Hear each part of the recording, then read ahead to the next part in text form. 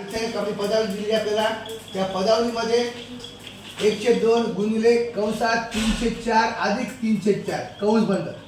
आता आपण काय म्हणलं होतं की जनरली बघा बेरीज वजाबाकीच्या अगोदर आपल्याला भागाकार गुणाकार करायचा. याच्यावरी काय असतं अगोदर कंस करायचा. कंसामध्ये पण हाच क्रम आपला काय नाही.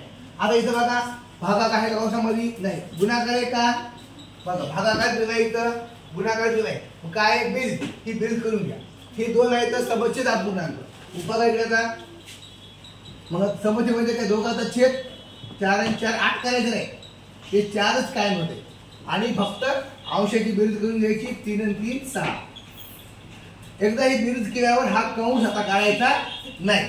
पुन्हा इथे बाहेर काय द्या गुणिले, पुन्हा 1/2 1/2.